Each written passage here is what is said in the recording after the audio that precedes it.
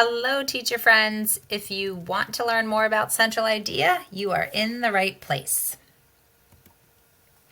So Central Idea, we want to be thinking about Central Idea synonymously with Main Idea. And those two terms really just mean the big idea that the text is expressing. Central Idea is our program lingo, meaning the terminology that is listed in Into Reading. But on the MCAS, the students are going to see Main Idea. And just other places in life, I feel like Main Idea is more common than Central Idea. So as we're teaching Central Idea, we want to make sure that we're also mentioning that that's the same thing as Main Idea. So kids connect those two and see them as the same thing so that when they're asked questions about that, they know what to expect and what to do. Here's a smattering of MCAS questions that I pulled just so you could see how Main Idea questions are worded in texts and that they are appearing in every grade, starting in third grade, fourth and fifth. And that most of the time, I think all of these are in relation to nonfiction texts. Once in a while, you'll get a Main Idea question in relation to fiction texts, but typically we think about identifying the main idea and supporting details as a strategy and skill that we utilize when reading nonfiction, not as much as when reading fiction. And so you can see here, sometimes you're asked, or students are asked the main idea that multiple paragraphs share. Sometimes it's the main idea about the whole passage. Sometimes it's the main idea of just one section. And then sometimes they're asked to add those supporting details that best fit the main idea that they're choosing. And so why is teaching Main Idea and Central Idea important? I know we all do it, but like what really matters or why is it important? And this comes from an article that I linked in that has some research around this that I linked into the bottom of this slide.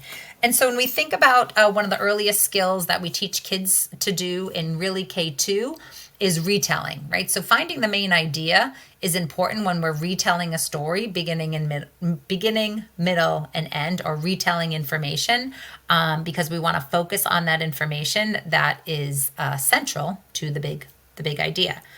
And then in summarizing, again, we shift from retelling to summarizing, typically around third grade. We no longer want kids to tell us everything that happened to beginning, middle, and end, or all the information that they can. We want them to really synthesize the most important information. And that usually typically starts with what is that main idea? And then what are my supporting details? And then turning that into paragraph form, which is obviously the summary. They can also be thinking, students should also be thinking, I should say, about main idea as a reading strategy to better help them understand the text. And so here it says self-monitoring. We think of that in HMH as monitor and clarify, or ask and answer questions, right? What is going on in my brain as a reader that's going to help me better understand what I'm reading. One of those things could be pausing after every page or every section and asking myself, what's the main idea here? That can also help me if I'm starting to take notes in fourth and fifth grade, right? What those notes might be around. We want to be taking notes around the main idea, not just writing down every single thing that we see, which is what kids tend to do. And also main idea, if I know the main idea, then that can help me think about higher level questions and answers, right? If I don't have the main idea is like the most basic level of understanding.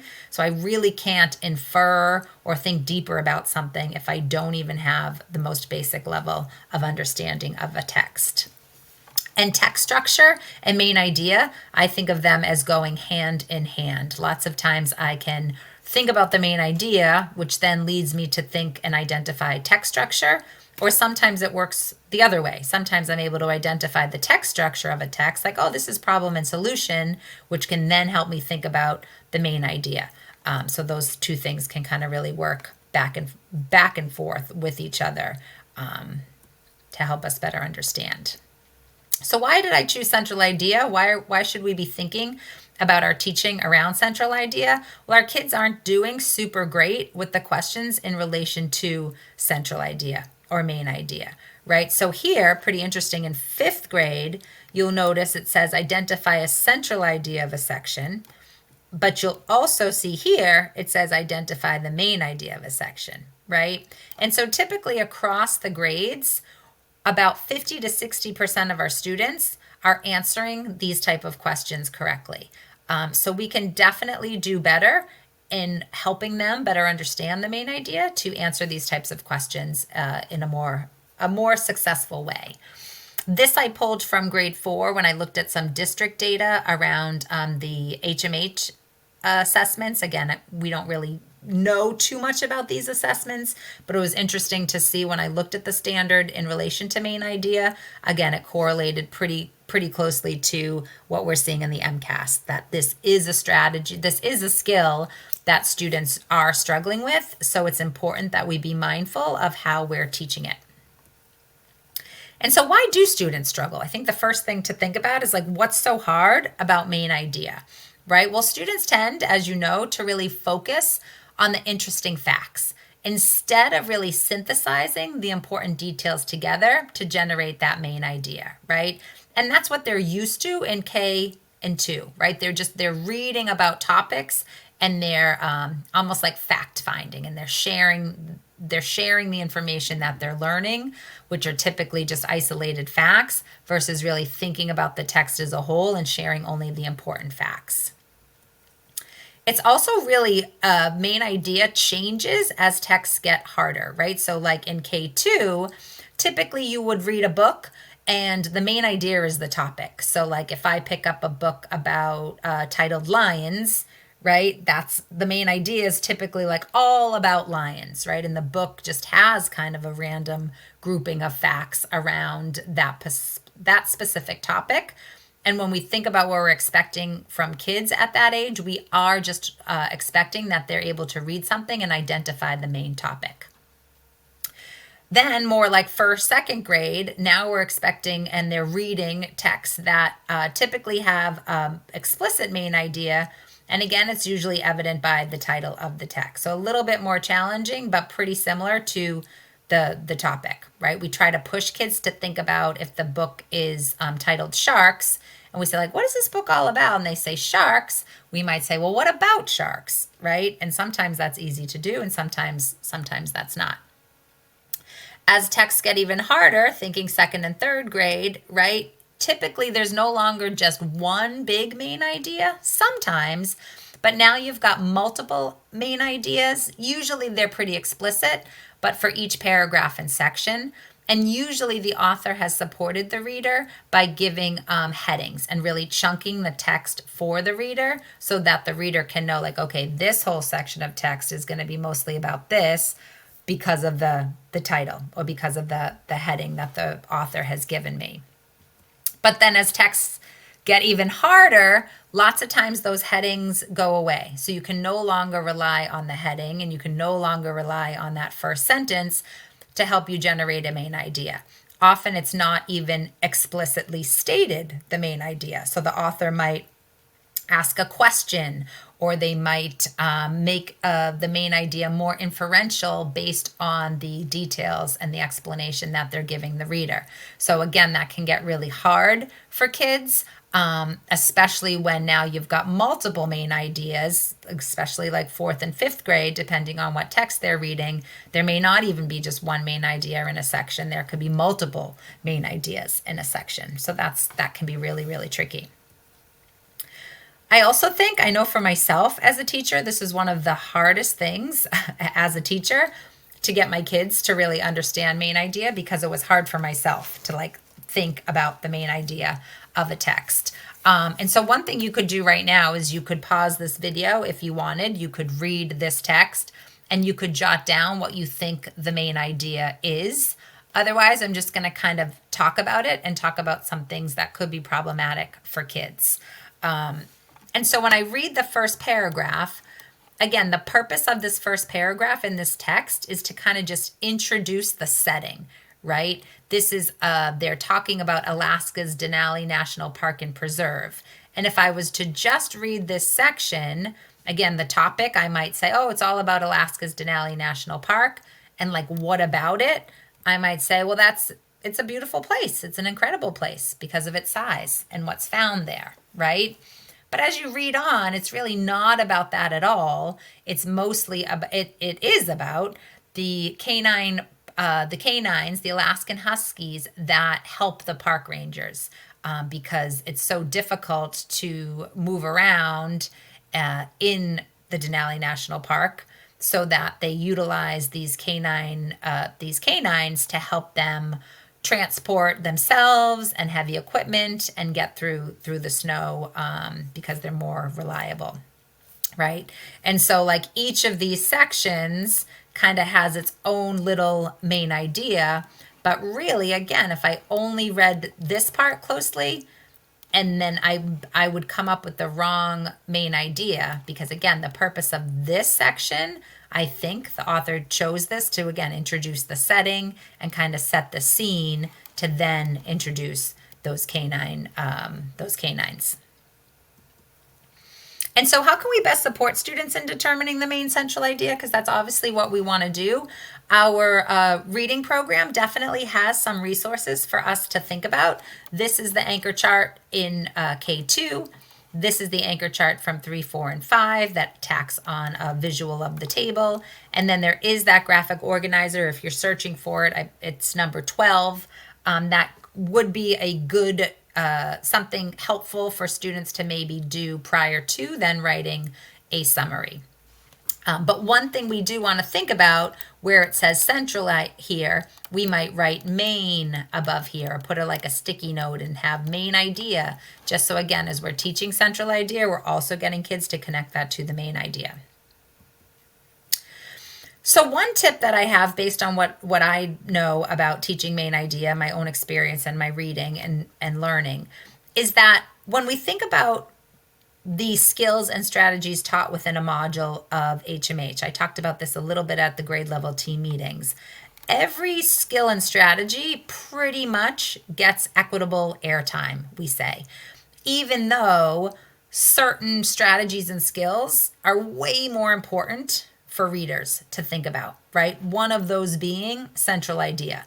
So you'll see here, we're only going to talk about that or touch upon that twice within this, in 2 lessons within this module, right? So my recommendation, or something to think about, is every time you do a first read of a text, so within this module, it's probably like 9-ish times, right? Spend a few minutes to think about the main idea, right? Like I said, kids can't infer if they don't know the main idea. So they cannot do these higher level thinking skills if they don't even have the most basic understanding of the text that they've read. So prioritizing main idea every time on that first read, regardless of what may be here, right? Do these two, whatever it's telling you, but also take some time, think about those blue sticky notes in your teaching pal. Have one of those always be like, what's the main idea? What is this? What are we learning mostly about in this text? One way you might get kids to think about that is by writing a gist statement, right? So if you Google gist, you'll see a whole bunch of different ideas, but a gist statement is just another way to say, like, again, what's the gist of this whole text? What's it mostly about?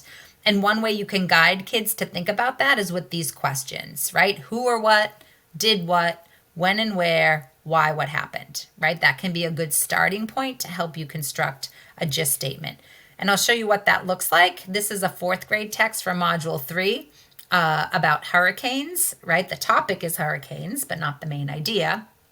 And so this was the first page of the text, these 2 paragraphs. This text is broken up into a couple of different sections. So when I looked at that first section and I thought about the gist and I walked myself through it, here's what I came up with.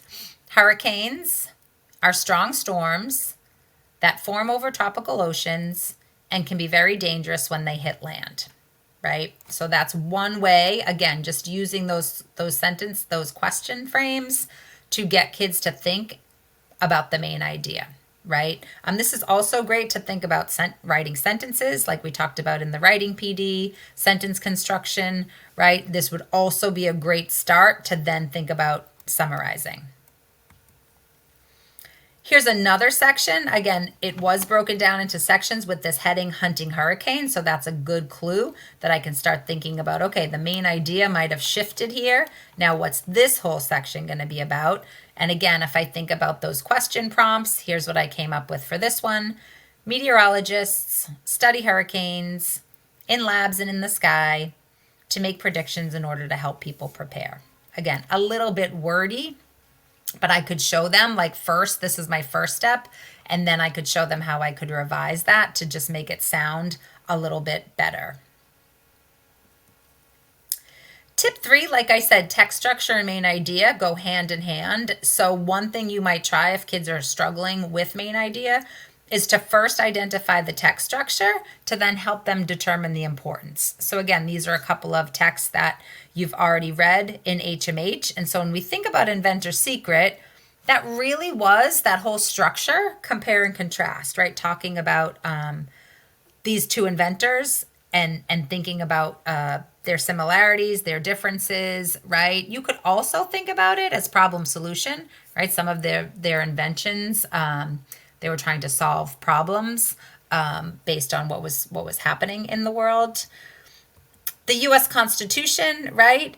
You could argue that it is also sequential, right? And it is written in sequence. But if you think about the overall structure, right? Like, why did we write the Constitution, right? There was a problem. The Constitution was the solution to that problem, right? And then sequence, the author really sequenced, the steps in getting the Constitution written. And then there were descriptive parts of the actual Constitution. But I would argue that the overall structure was really problem and solution. As well as blind ambition, right? I could think about blind ambition as problem solution, but I could also think about it as cause and effect, right? Like the dog did certain things because the boy did certain things, and the boy did certain things because the dog did certain things, right? So kind of pushing ourselves to think about text structure, which then it would again help support what we're thinking about for main idea. And also a lot of these written responses, right? A lot of the written responses, if the kids can first identify the text structure, it can help them then answer those question prompts.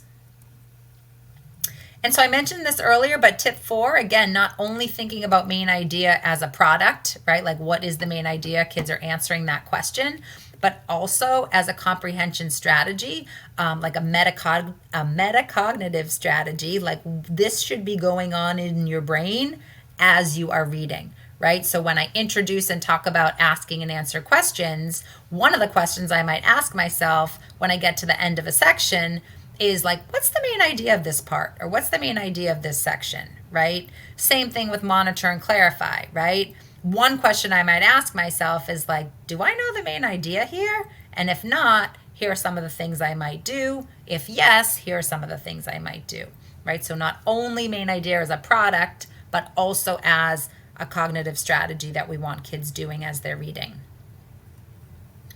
And then tip 5, spying on yourself as a reader, being the student. I did that when I read the hurricane text in order to then do those gist statements, right? I kind of went through that myself, and I had to really read the text closely and carefully. And I actually probably read it quite a few times before I was able to write my gist statement. So definitely we're going to be coming up to some complex text, right? Lots of these texts are complex, especially the nonfiction. So definitely, I know time is so limited, but making time to read the text ahead of time and really spy on yourself as a reader.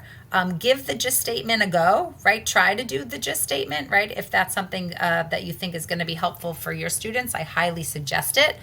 And then also be thinking about what will be tricky about this for my students, right? What were the tricky parts for you? Those are definitely going to be tricky for your students. And being able to anticipate those and then plan for those trouble spots, right? That'll make the whole reading experience go smoother for both of you. Bunch more resources that I linked in here if you're looking to learn more about the main idea or read some of the articles and blogs or listen to some of the podcasts that I referenced and read in order to better prepare for this. There's also this great professional development, self-paced, free that you can sign up for. The literacy specialists and I are doing it together. That really teaches some great ways to support kids in comprehension. So I highly recommend that. That would be this last link right here. And then, as always, thank you so much for listening and for all you do. If any of this, you have any questions about any of this, or you want to try any of this in your classroom, that is definitely what I am here for. So please reach out to me about that. Happy reading.